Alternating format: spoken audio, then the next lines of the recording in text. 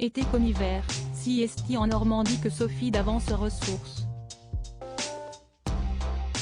Discrète sur sa vie privée, l'animatrice de France Télévisions a ouvert les portes de son refuge aux caméras de 50 Inside.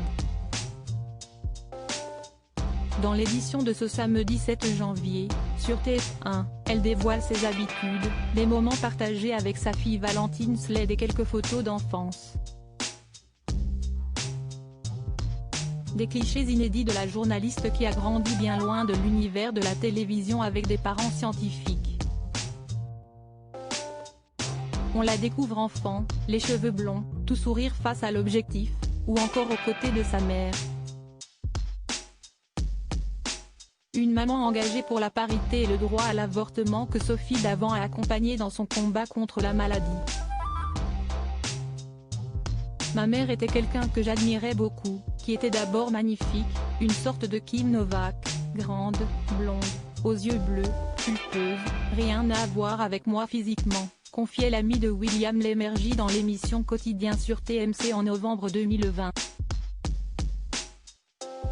Sophie Davant, les hommes de sa vie et les confidences de Sophie Davant sur la mort de sa mère découvrant des photos de son enfance. Elle se souvenait, j'avais une dizaine d'années, j'avais une sacrée personnalité, on s'engueulait souvent avec ma mère, je passais mon temps à poser des questions.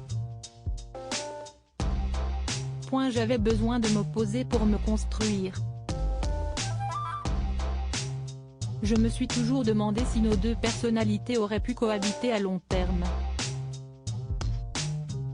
Ça, si est une réflexion douloureuse et difficile. Le décès de sa mère, Sophie Davant l'évoque dans son livre Tout ce qui nous lie, édition Albin Michel. Si est en passant un examen de contrôle 2 ans après avoir dompté un cancer du sein, qu'elle découvre que la scientifique, cadre au CNRS, découvre qu'elle est condamnée, je suis foutue, voilà ce qu'il m'a dit, je vais avoir besoin de toi, lui a lancé sa mère abattue et détruite par les mots de son médecin à cause desquels elle n'a pas eu la motivation pour poursuivre le combat. Maman a baissé les bras et décidé de refuser les prochains traitements prévus, regrette Sophie Davant qui en a beaucoup voulu à ce médecin pour sa rudesse, son manque d'empathie et son manque de psychologie. Pour l'ex-femme de Pierre Sled, cette manière odieuse de vomir son diagnostic a probablement contribué à écourter le temps de survie de maman. 6 mois plus tard, elle n'était plus là. Sophie Davant se fait alors la promesse de dénoncer les faiblesses de l'approche psychologique de certains praticiens qui ne raisonnent qu'en efficacité de traitement et oublient qu'ils ont un être humain en face d'eux.